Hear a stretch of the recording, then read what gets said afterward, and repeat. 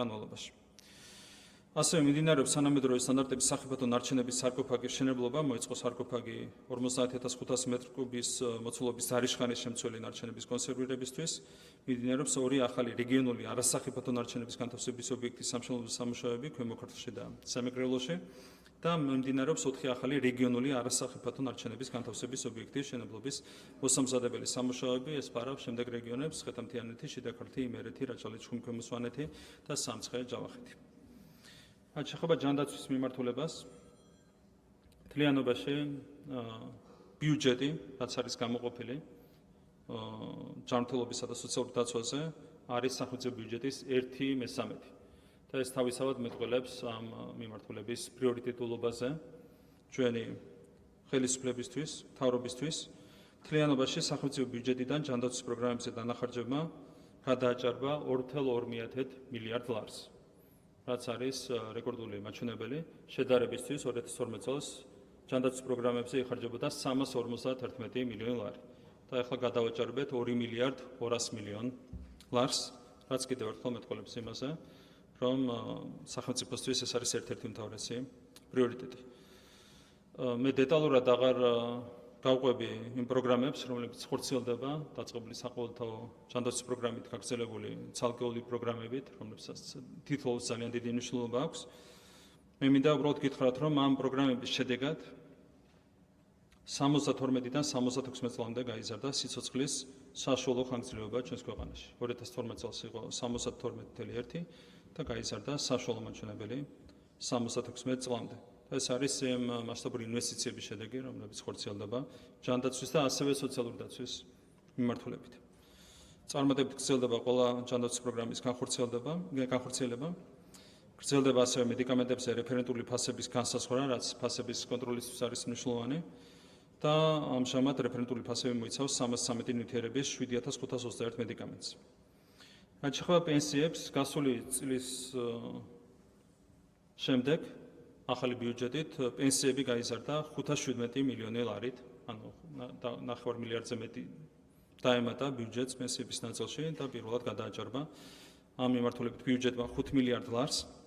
ამან მოგვცა პენსიების გასწვრის შესაძლებლობა 70 წლამდე პენსიონერებისთვის 20 ლარით, 70 წელს გადაცილებული პენსიონერებისთვის 45 ლარით. შესაბამისად პენსია შეადგენს წლევანდელი ბიუჯეტის მიხედვით 370 და 495 ლარს, მაღალმთიან რეგიონებში შესაბამისად 454 და 594 ლარს. მუდმივად იზრდება პენსიონერების რაოდენობა, რაც რა თქმა უნდა იმის გაგრძელება, რომ გაიზარდა საშუალო ასაკი. გასული წლის განმავლობაში პენსიონერების რაოდენობა საქართველოში გაიზარდა 24,200 პენსიონერით. რა თქმა უნდა, ეს გვიმცირებს იმის საშუალებას, რომ კიდევ უფრო მეტად გავზარდოთ პენსია, თუმცა მთავარი არის ბუნებრივია ის, რომ იზრდება მოსახლეობის საშუალო ასაკი და კიდევ ერთხელ ეს არის, რა თქმა უნდა, ჩვენი სოციალური და ჯანდაცვის პროგრამების წარმატებული განხორციელების შედეგი. მთლიანობაში 2012 წლის შემდეგ საქართველოში პენსიონერების რაოდენობა გაიზარდა 206,000-ით 30%. და ძალიან მარტივია ამ მიზეზის ახსნა. ნულოვანი ზრუნვა წინა ხელისუფლების პირობებში ადამიანების მიმართ, ჯანდაცვის კუთხით, სოციალური კუთხით და ზრუნვის მაჩვენებელი არის რადიკალურად გაზრდილი და სწორედ ამან მოგვცა შედეგად ის, რომ პენსიონერების რაოდენობა გაიზარდა საშუალო ასაკი და გაიზარდა პენსიონერების რაოდენობა 30%-ით 693,000 პენსიონერიდან 899,000 პენსიონერამდე. მნიშვნელოვანი პროცესი დავიწყეთ, რაც უკავშირდებოდა სოციალურად აუცილებელი ოჯახების მონაცემთა ბაზების გადამოწმებას. 1 ივნისის მონაცემებით დასრულებულია 40,225 ოჯახის გადამოწმება. აქედან სოციალური დახმარება შეუწყდა 22,707 ოჯახს, რაც არის 56,4%. აქედან დაზოგილმა თანხამ შეადგინა 54,7 მილიონი ლარი. აქ იყო ხშირად სპეკულაციები სოციალურ დახმარებასთან დაკავშირებით, გვეუბნებოდნენ, რომ თუ მცირდებოდა სიღარიბე ქვეყანაში და იზრდებოდა ეკონომიკა, მაშინ რატომ იყო გაზრდილი სოციალური შემწეობის მიღებთა რაოდენობა. ისე იყო მარტივი, გამოცხადებული იყო ერთგვარი მორატორიუმი 2020 წლის შემდეგ, აღარ მოხდარა ბაზების გადახედვა და როგორც კი დავიწყეთ ბაზების გადახედვა, დადასტურდა ის, რაც ისედაც ვიცოდით, რომ რეალურად ამ ადამიანების დიდი ნაწილი აღარ საჭიროებდა სოციალურ დახმარებას. ამ ადამიანების ნაწილს ჰქონდა თვეში 3000 ლარზე მეტი, 4000 ლარზე მეტი შემოსავალი და მაინც იღებდნენ სოციალურ შემწეობას. საბოლოო ჯამში მოხდა ბაზების გადახედვა და შესაბამისად 56%-ზე მეტი შემცირდა სოციალური დახმარების მიღებთა რაოდენობა. რა თქმა უნდა, ეს პროცესი გაგრძელდება. დევნილების საცხოვრებლით უზრუნველყოფა, ეს არის ერთ-ერთი მნიშვნელოვანი მიმართულება.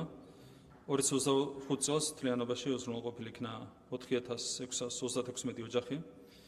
გრძელდება სამშენებლო სამუშაოები თბილისში, 7 კორპუსი შენდება, ასევე რუსთავში და ბორჯომში.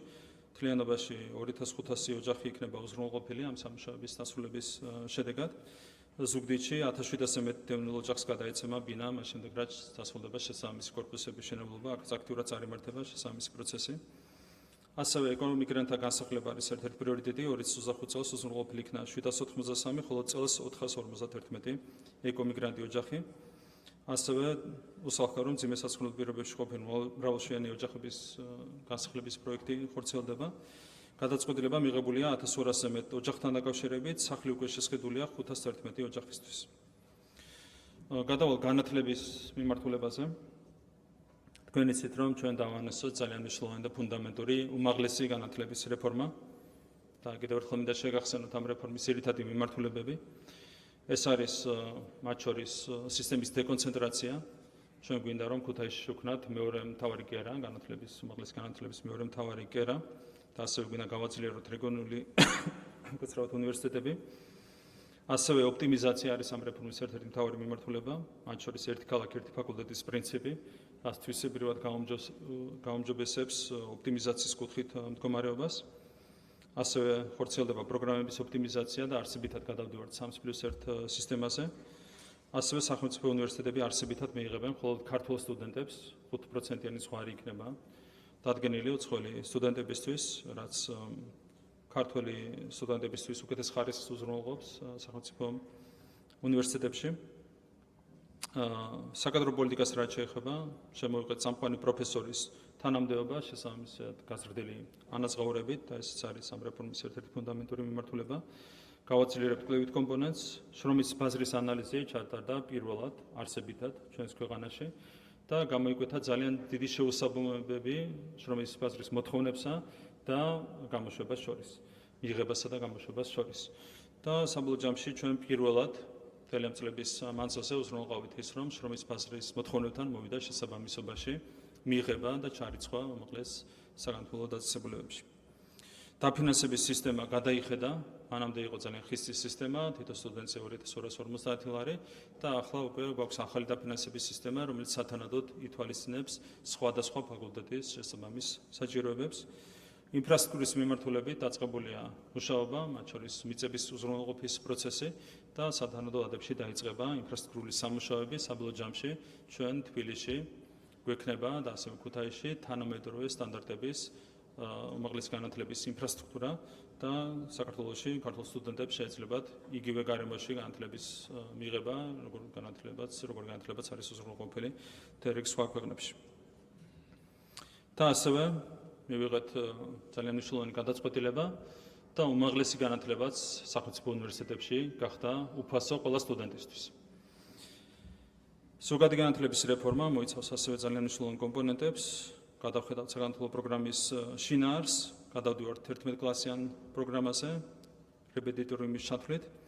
მოხდება სახელმწიფოების ძირეული გადახედვა და დაინერგება ერთი სახელმწიფოების პრინციპი და რაც თავარია, პროგრამას და სახელმწიფოების დაეფუძნება ჩვენს ეროვნულ და ზოგადსაკაცობრიო ღირებულებებს, რაც მანამდე სამწუხაროდ არ იყო უზრუნველყოფილი. ასევე არაფორმალური განათლება იქნება ინტეგრირებული მაქსიმალურად სასკოლო ცხოვრებაში, იქნება უზრუნველყოფილი განათლების უწყვეტობა, პედაგოგთა პროფესიული განვითარების და მხარდაჭერის პროგრამები კიდევ უფრო მეტად გაძლიერდება, უზრუნველყოფილი იქნება თანამედროვე სასწავლო გარემო მოსწავლეებისთვის და ამ მიმართულებით რეგლამენტები გვაქვს ამაზე დეტალურად მოგახსენებთ, სკოლის უსაფრთხოება, სკოლების ინკლუზიურობა და მართვისა და დაფინანსების მოქნილის მექანიზმის დანერგვა, ეს არის ამ რეფორმის ძირითადი მიმართულებები. რაც შეეხება საქართველოს ინფრასტრუქტურის მშენებლობა, რეაბილიტაციას, დავიწყებ საბავშვო ბაღებით. ჩვენ მივიღეთ გადაწყვეტილება როგორც ბაღებისთვის, ისე სკოლებისთვის ტიპური პროექტების შემუშავებაზე, რაც თანხებსაც დაზოგავს, პროექტირებისთვის განკუთვნილ თანხებს და ასევე კორუფციის დაზღვევისთვის არის მნიშვნელოვანი ნაბიჯი.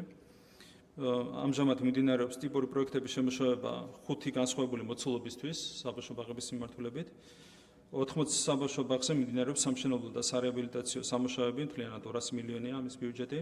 წლის ბოლომდე დასრულდება 60-მდე საბავშვო ბაღის მშენებლობა რეაბილიტაცია. გამოცხადებულია ან წლის ბოლომდე გამოცხადება 50-ზე მეტი ბაღის მშენებლობის ტენდერი. მშენებლობის ან რეაბილიტაციის ტენდერი. რაც შეეხება სკოლების მშენებლობა რეაბილიტაციას, აქ იყო სერიოზული პრობლემები. თავის დროზე განათლების სამინისტროში იყო შესაბამისი საჯარო სამართლის იურიდიული პირი, ესიდა, სადაც იყო ხარვეზები. და საბოლოო ჯამში მივიღეთ გადაწყვეტილება ამ კომპონენტის ინფრასტრუქტურის სამინისტროში გადადანის თაობაზე.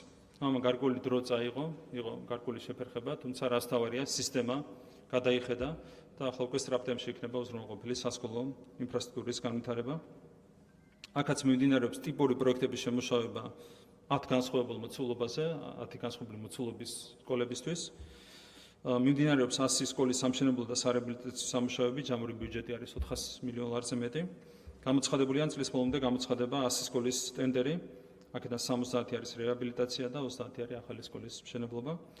გაიცა დაგეგმილი გვაქვს სამშენებლო სარეაბილიტაციო სამუშაოების დაწყება 200 სკოლაზე.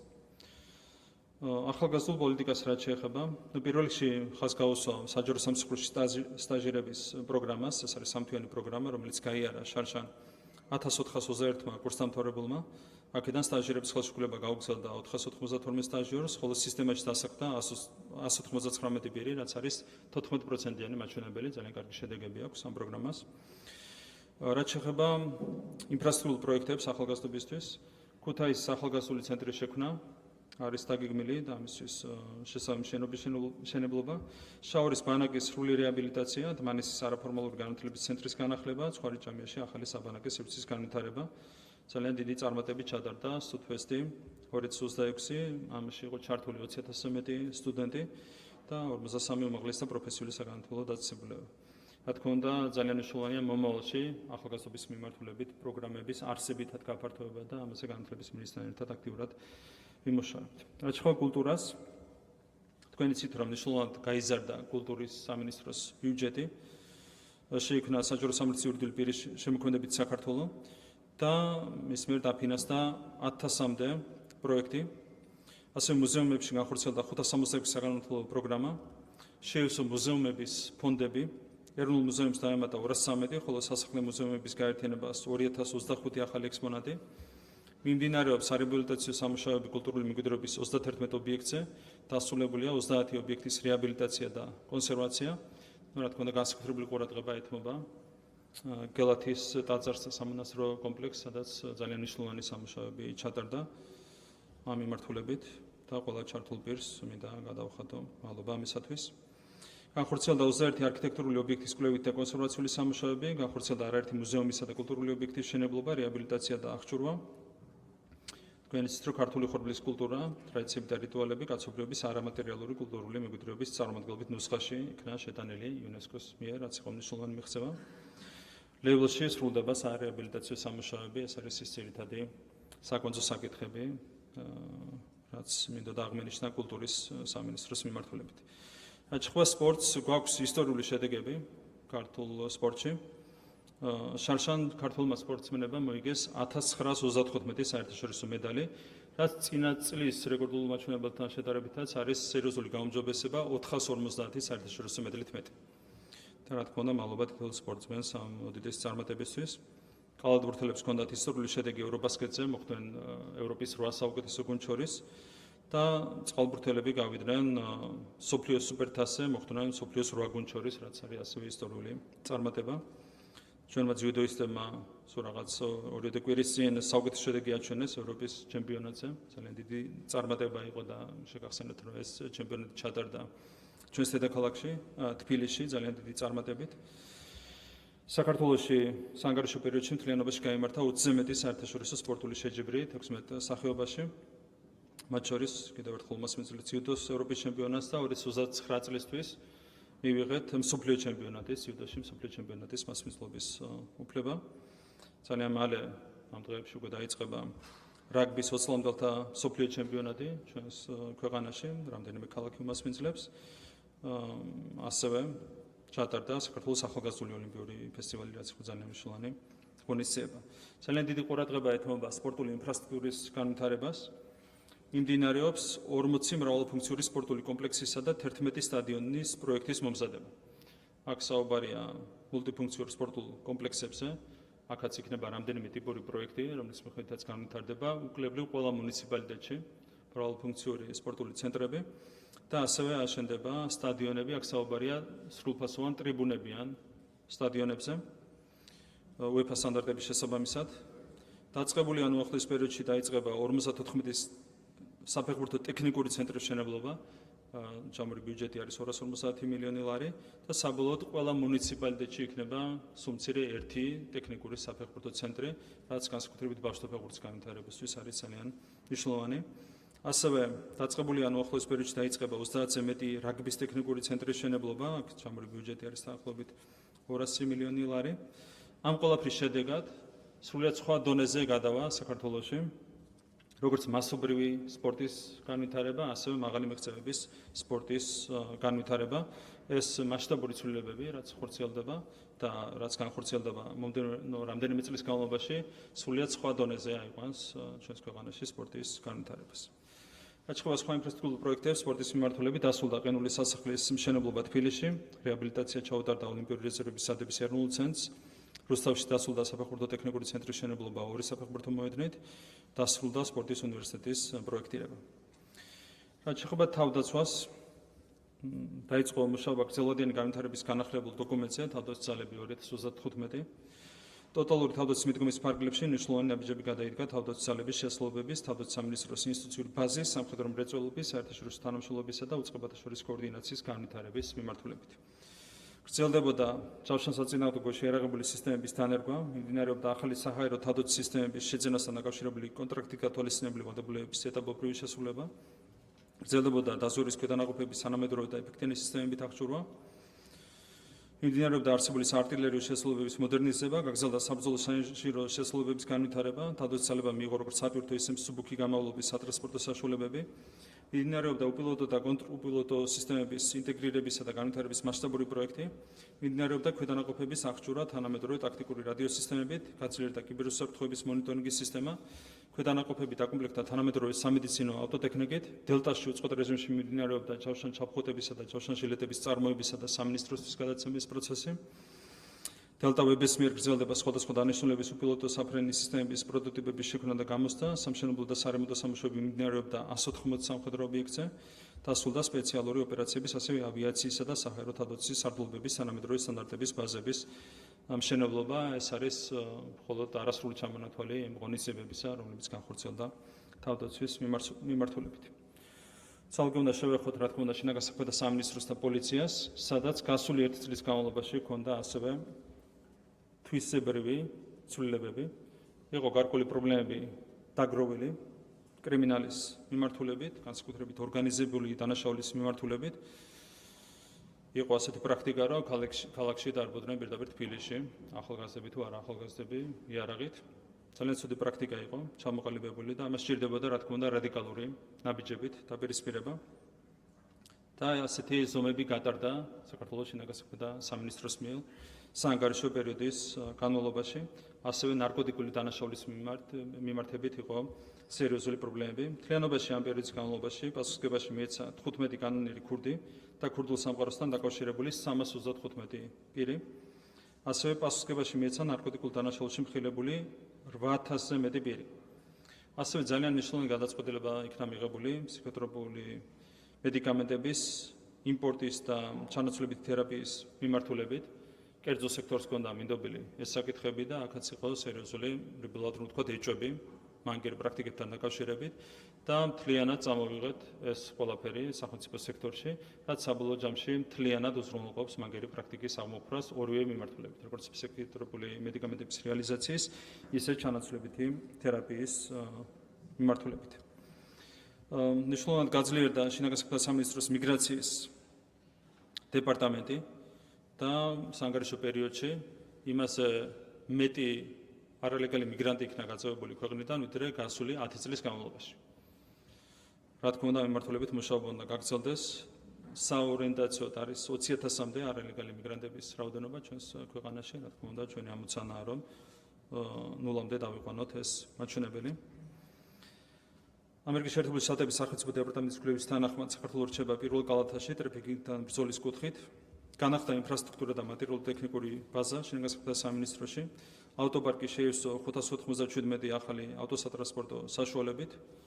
ჩვენს ოპონენტებს გონიათ, რომ პოლიცია ურმით უნდა ებრძოდეს კრიმინალს, თუმცა ასე არ არის, საჭიროა რა თქმა უნდა მანქანების შეძენა. მიმდინარეობს 16 შენობის რეაბილიტაცია. კიდევ ერთხელ ვიტყვი, რომ კრიმინალთან ბრძოლის მიმართულებით გასული წლის განმავლობაში ჩვენ გვქონდა ხელშესახები და ფუნდამენტური შედეგები, რაც დაეთყო მთლიანად გარემოს ჩვენს ქვეყანაში. აშხება საშუალებლების სისტემას დასრულდა 150 შავრდებულზე გათვლილი მცირე ზომის პენიტენციური დაწესებულების შენებლობა რუსთავში. ციფრული უნივერსიტეტი მოქმედებს 6 დაწესებულებაში. შავრდებულთა დასაქმების არეალის გასაფართოებლად საშუალებლების დაწესებულებებში ვითარდება აგრარული მიმართულება. სანგარიშო პერიოდში გაშენდა 5 ახალი გენგროვანი ბაღი ციხეებში, საშუალებლების დაწესებულებებში. ამჟამად მოქმედებს დასაქმების 11 პროგრამა საშუალებლების სისტემაში. 2025 წელს განხორციელდა 50-ზე მეტი მოკლევადიანი პროფესიული მომზადება-გადამზადების პროგრამა და სწავლება ტრენინგი, რომელშიც 919 მშავრდებული ჩაერთო. წელს მაისის მდგომარეობით განხორციელდა 50-ზე მეტი მოკლევადიანი პროფესიული მომზადება-გადამზადების პროგრამა და სწავლება ტრენინგი, რომელშიც 725 მშავრდებული ჩაერთო. ასევე საშუალებლების დაწესებულებებში ტარდებოდა სპორტული ფესტივალები. ასეთი ფესტივალი ჩატარდა 8 პენიტენციურ დაწესებულებაში 2025 წელს. ეს არის ახალი სტანდარტი, რაც არის დამკვიდრებული საშუალებლების სისტემაში. გახსოვთ, სად ვიყავით 2012 წლამდე და სად არის დღეს საშუალებლების სისტემა, ამდენად ფუნდამენტურია პროგრესი ამ სფეროში. რა თქმა უნდა, საჯარო მოხელეებზე ზრუნვა არის ჩვენი ერთ-ერთი მთავარი პრიორიტეტი და ჩვენ მაღალმა ეკონომიკურმა ზრდამ წელსაც მოგცა ხელფასების 10%-ით გაზრდის შესაძლებლობა, რაც 2026 წლის ბიუჯეტში აისახა. რაც შეეხება საგარეო პოლიტიკას, მაქსიმუმს ვაკეთებთ იმისათვის, რომ ჩვენ სამეზობლოში გავაძლიეროთ თანამშრომლობა და გქონდა ძალიან მნიშვნელოვანი ვიზიტები ჩვენს მეზობელ ქვეყნებში, სანგარიშო პერიოდის განმავლობაში, აზერბაიჯანში, სომხეთში, თურქეთში. ასევე განსაკუთრებულ აქცენტს ვაკეთებთ ცენტრალურ აზიაზე და ცენტრალური აზიის ქვეყნებთან, შუა აზიის ქვეყნებთან თანამშრომლობის განვითარებაზე. ამას აქვს არსებითი მნიშვნელობა იმისათვის, რომ ჩვენ გავაძლიეროთ ჩვენი ეკონომიკური პოტენციალი და ასევე ჩვენი პოლიტიკური რესურსები და ბუნებრივი მიმართულებით მომავალშიც აქტიურად ვიმუშავებთ. ძალიან მნიშვნელოვანი იყო ჩინეთთან მიღწეული პროგრესი სანგარიშო პერიოდის განმავლობაში, რამდენიმე დღის წინ ჩვენ ხელი მოვაწერეთ ყოვლისმომცველი სტრატეგიული პარტნიორობის შეთანხმებას ჩინეთთან, რაც არის ახალი ეტაპი სტრატეგიული პარტნიორობის გაფორმების შემდეგ. და ეს ყველაფერი არის გამოხატული კონკრეტულ ხელშესახებ შედეგებში, როგორც პოლიტიკური პარტნიორობის გაძლიერებაში, ასევე ეკონომიკური კუთხით ხელშესახებ პროგრესში. 2025 წელს საქართველოსა და ჩინეთს შორის სამოჭრო ბრუნვა 21%-ით გაიზარდა, ხოლო 2026 წლის იანვარ-აპრილში წინა წლის შესაბამის პერიოდთან შედარებით სამოჭრო ბრუნვა გაიზარდა 45%-ით. იანვარ-აპრილში სამჯერ გაიზარდა ქართული საქონლის ექსპორტი ჩინეთში. საქართველოს ჩინელი ვიზიტორების რაოდენობა 2025 წელს 54%-ით გაიზარდა, მინდვრე წლის პირველ კვარტალში წინა წლის შესაბამის კვარტალთან შედარებით გაიზარდა 59%-ით. ეს არის სტრატეგიული პარტნიორობა და ყოვლისმომცველი სტრატეგიული პარტნიორობა, რომელსაც მოაქვს კონკრეტული შედეგები. ჩვენთვის რა თქმა უნდა ძალიან მნიშვნელოვანია სტრატეგიული პარტნიორობის აღდგენა ამერიკის შეერთებულ შტატებთან, ამასთან დაკავშირებით გავაკეთეთ არაერთი საჯარო განცხადება, მათ შორის პირადად მე. ჩვენი სურვილია სუფთა ფურცლიდან და კონკრეტული გზამკვლევით აღვადგინოს სტრატეგიული პარტნიორობა ამერიკის შეერთებულ შტატებთან. ბოლო დროის განმავლობაში განვითარებული პროცესები გვინარჩუნებს ოპტიმიზმს იმასთან დაკავშირებით, რომ სტრატეგიული პარტნიორობა აღდგება. მე პირადად მქონდა სატელეფონო საარი სახელმწიფო მდივან რუბიოსთან და მქონდა ძალიან მეგობრული და საინტერესო საუბარი ორ თანამშრომლობასთან დაკავშირებით. ამის შემდეგ შედგა საქართველოში ტექნიკური ვიზიტი სახელმწიფო დეპარტამენტიდან. კიდევ ერთხელ ვიტყვი, რომ ეს პროცესები გვინარჩუნებს ოპტიმიზმს სტრატეგიული პარტნიორობის აღდგენასთან დაკავშირებით ამერიკის შეერთებულ შტატებთან. რაც შეეხება ევროკავშირთან ურთიერთობას, იცით რომ გამოწვევებით არის სავსე ეს ურთიერთობები, თუმცა ჩვენ ყველაფერს ვაკეთებთ იმისათვის, რომ სათანადოდ შესრულდეს ასოცირების შეთანხმებიდან და DCFTA-დან, ან თავისუფალი ვაჭრობის შეთანხმებიდან გამომდინარე ვალდებულებები. და საანგარიშო პერიოდის განმავლობაში ჰქონდა ამ კუთხით ფუნდამენტური პროგრესი. საქართველოს მიერ ევროკავშირის წინაშე აღებული ვალდებულებების 80% აქვს შესრულებული, მათ შორის უშუალოდ ასოცირების შეთანხმებიდან გამომდინარე ვალდებულებების 91% არის შესრულებული. ეს აჩვენებს, რა თქმა უნდა, ჩვენს მიდგომას საკითხის მიმართ, მიუხედავად იმისა, რომ არის უსამართლო მიდგომა, არის უამრავი გამოწვევა, ჩვენ თანმიმდევრულად ვაგრძელებთ ევროკავშირის მიმართ აღებული ვალდებულებების შესრულებას. რა თქმა უნდა, ძალიან მნიშვნელოვანია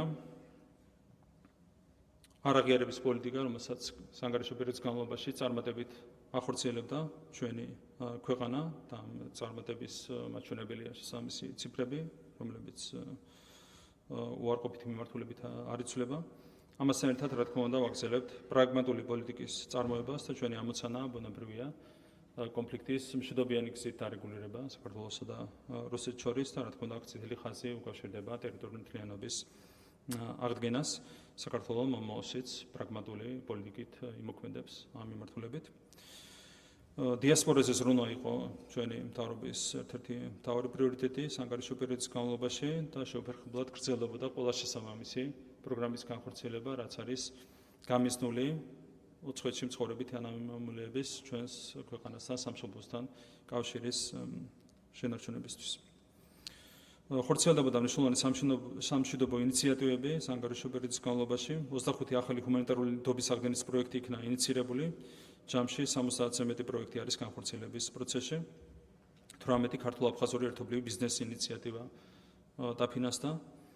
1000-მდე პაციენტი ეწვია ჩვენს ჯანდაცვის დაწესებულებებს ოკუპირებული რეგიონებიდან იმ პროგრამის ფარგლებში, რომელიც ხორციელდება ჩვენი ხელისუფლების მიერ. რამდენიმე დღის წინ გამოქვეყნდა დემოგრაფიული მაჩვენებლები, თქვენ იცით, რომ იყო უამრავი სპეკულაციები ამ საკითხთან დაკავშირებით.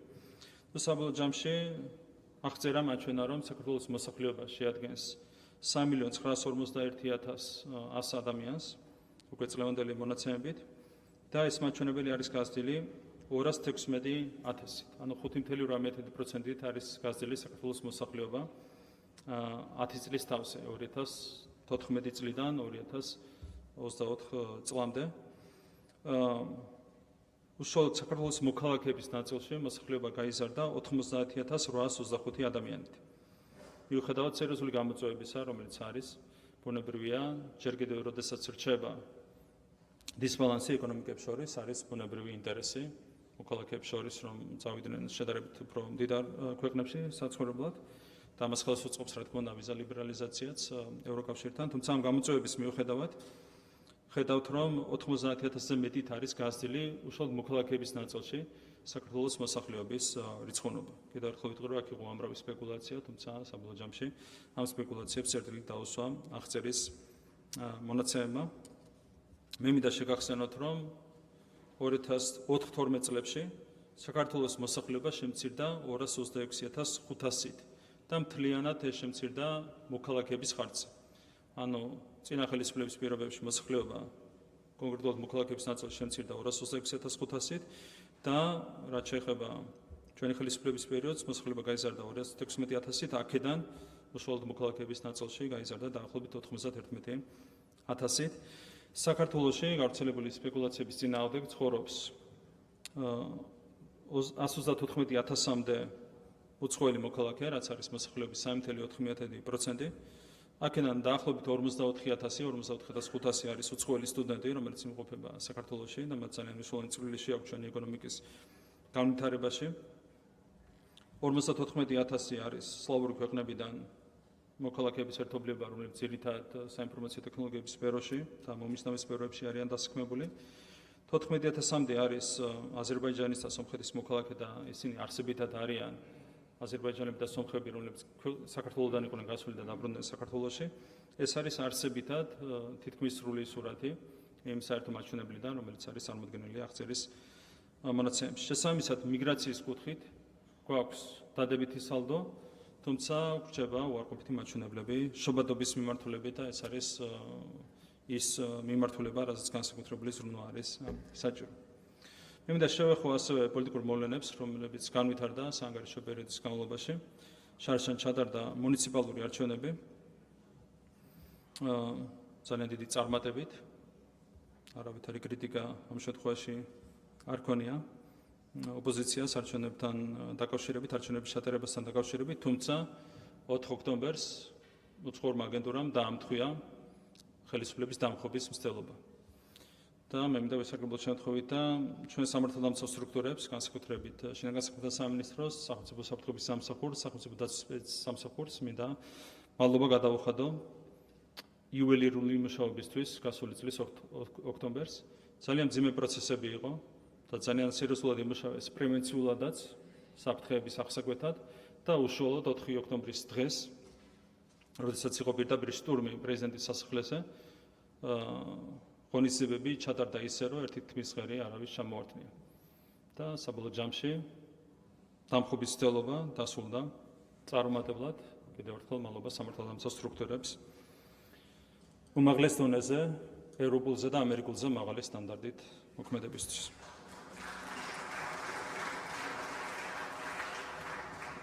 როდესაც მადლობაზეა საუბარი, მთავარი მადლობა ეკუთვნის მაინც რა თქმა უნდა ქართულ ხალხს, ჩვენ საზოგადოებას, რომ არა ქართული ხალხის მხარდაჭერა იმ კურსის მიმართ, რომელიც აქვს აღებული ჩვენს ქვეყანას, რა თქმა უნდა, ვერც ერთი წარმატება ვერ შედგებოდა. მიუხედავად სერიოზული გამოწვევებისა, მიუხედავად ჩანტაჟის არაერთი მცდელობისა, საზოგადოების სიცრუეს შეყვანის არაერთი მცდელობისა, საზოგადოება ბოლომდე დადგა ჩვენი ქვეყნის ეროვნული ინტერესების სადარაჯოზე და რომ არა საზოგადოების სიმტკიცე კიდევ ერთხელ ვიტყვი, რომ ვერც ერთი წარმატება ვერ შედგებოდა. აქედან გამომდინარე კიდევ ერთხელ მადლობას ვუხდი პირველ რიგში ქართულ ხალხს და ქართულ საზოგადოებას სიმტკიცისთვის, საქართველოს სუვერენიტეტისა და დამოუკიდებლობის მტკიცედ გაფრთხილებისთვის. მე მინდა პარლამენტარებს გადაგიხადოთ მადლობა. ძალიან მნიშვნელოვანი კანონები იქნა მიღებული, მათ შორის ჩვენი ერთობლივი ძალისხმევით საანგარიშო პერიოდის განმავლობაში და რა თქმა უნდა საქართველოს მთავრობა მუდმივად გრძნობს თითოეული თქვენგანის მხარდაჭერას. მადლობა თქვენ პარლამენტარებს მხარდაჭერისთვის, თქვენი მხარდაჭერის გარეშე რა თქმა უნდა მთავრობის საქმიანობა ვერ იქნებოდა წარმატებული. მე მინდა სამთავრობო გუნდს გადავუხადო მადლობა, ეს არის პროფესიონალების გუნდი და ყველა ის შედეგი, რომლის წარდგენის საშუალება მქონდა დღეს, არის თითოეული ამ ადამიანის, თითოეული მინისტრის საქმიანობის შედეგი. რეალურად მიღწევები არის ბევრად უფრო მეტი, ვიდრე მე მქონდა დღეს ამაზე საუბრის საშუალება. დროის სიმცირიდან გამომდინარე, რა თქმა უნდა, ყველა მიღწევას ვერ შევეხე, თუმცა ის ჩამონათვალიც, რაც დღეს წარმოგიდგენთ, უკვე აჩვენებს იმას, თუ რამდენად ფუნდამენტურია ცვლილებები, რომლებიც სამთავრობო გუნდმა განახორციელა საანგარიშო პერიოდის განმავლობაში. მადლობა თითოეულ მინისტრს, მთავრობის თითოეულ წევრს, მთავრობის ადმინისტრაციის უფროსს, მის გუნდს მხარდაჭერისთვის და ძალიან მნიშვნელოვანი საქმიანობისთვის. მე მინდა მადლობა გადავუხადო ჩვენს ეკლესიას, ჩვენს დედა ეკლესიას, რომელიც დგას ჩვენი ეროვნული ინტერესების სადარაჯოზე და დღეს არ შეიძლება კიდევ ერთხელ განსაკუთრებული მადლიერება არ გამოვხადოთ წმინდეს და უნიტარეს პატრიარქი ილია მეორეს მიმართ. ის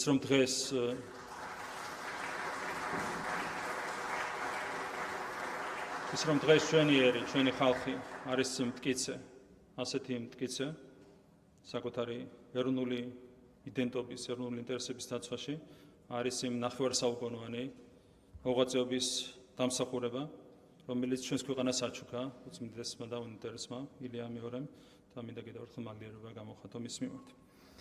მე მინდა მადლიერება გამოვხატო უწმინდეს და უნიტარეს შიო მესამის მიმართ, რომელიც აგრძელებს ამ ძალიან მნიშვნელოვან საქმეს და დღეს ამ ურთულესი გლობალური და ეროვნული გამოწვევების ფონზე, როგორც არასდროს მნიშვნელოვანია სახელმწიფოს და ეკლესიის ერთად დგომა და რა თქმა უნდა, მე მინდა თქვენ გადაგიხადოთ მადლობა საპატრიარქოს თითოეულ წარმომადგენელს, თქვენ უწმინდეს და უნეტარესო უდიდესი თანადგომისთვის ქართული სახელმწიფოს მიმართ. უღრმესი მადლობა თქვენ.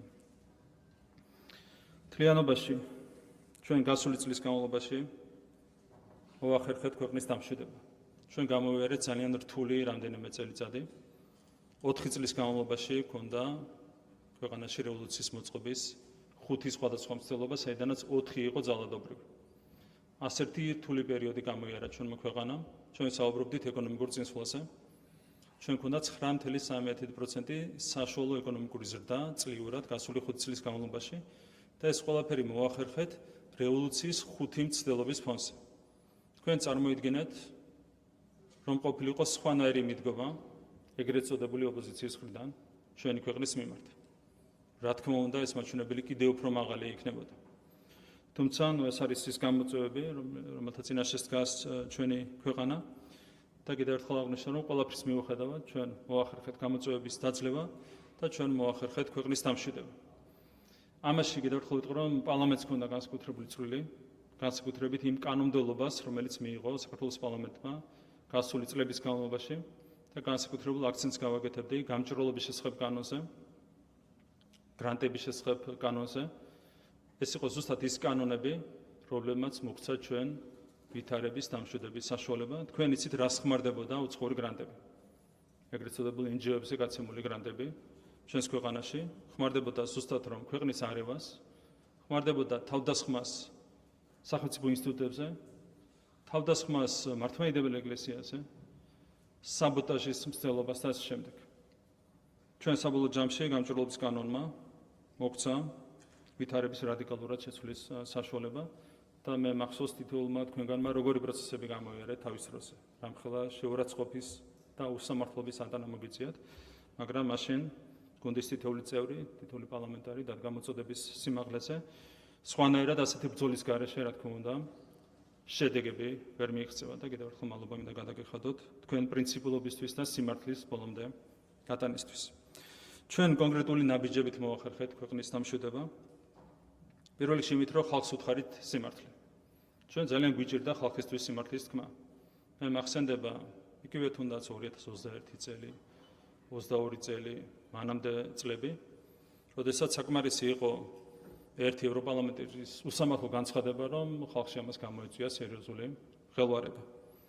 დღეს საზოგადოება უკვე ძალიან კარგად არჩევს სიმართლეს ტყუილისგან.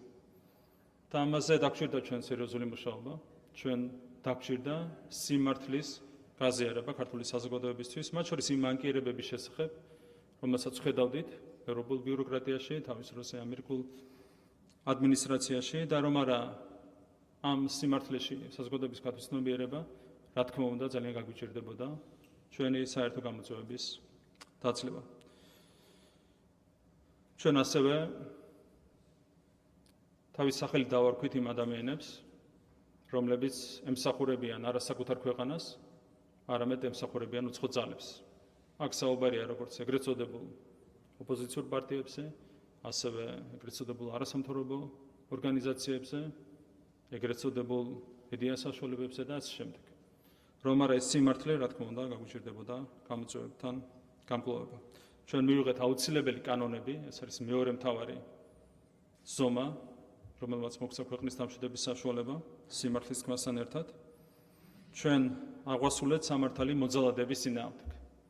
ძალიან ბევრი ადამიანი ცდილობდა სახელმწიფოზე ძალადობას, ან ძალადობდა სახელმწიფოზე. და ჩვენ საბოლოო ჯამში აქაც გქონდა რთული პერიოდები, როცა ვერ ვახერხებდით სამართლის აღსრულებას მოძალადების წინააღმდეგ.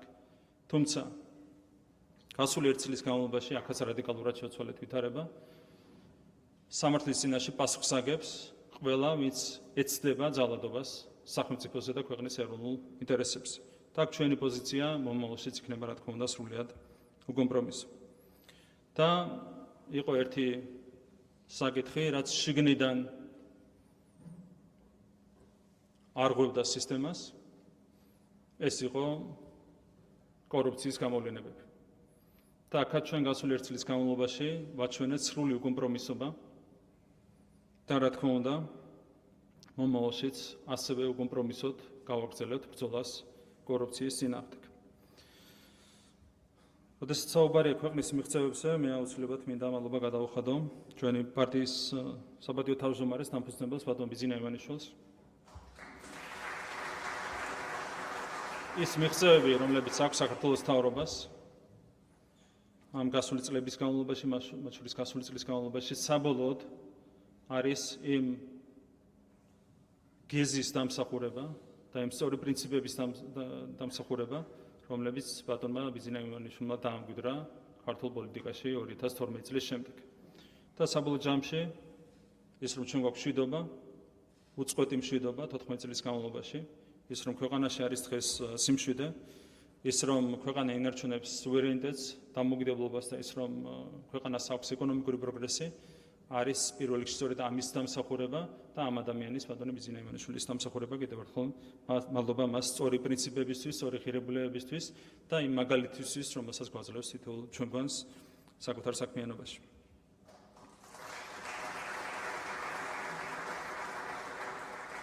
კიდევ ერთხელ აღნიშნავ, რომ რა თქმა უნდა, სუვერენიტეტი, დამოუკიდებლობა, მშვიდობის შენარჩუნება, სტაბილურობის შენარჩუნება, ეკონომიკური წინსვლა, ეს იქნება მომავალში საქართველოს მთავრობის საქმიანობის უმთავრესი პრიორიტეტები და კიდევ ერთხელ შეურიგებელი იქნებით ნებისმიერი მცდელობის მიმართ, ვინმე დაუპირისპირდეს საქართველოს ეროვნულ ინტერესებს.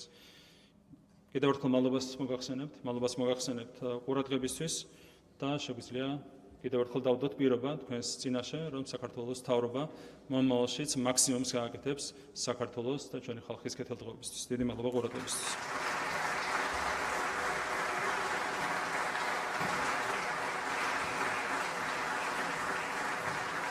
დიდი მადლობა ბატონო პრემიერ-მინისტრო თქვენი მოხსენებისთვის, რომელშიც ქვეყნის განვითარების ყველა ასპექტს დეტალურად შეეხეთ.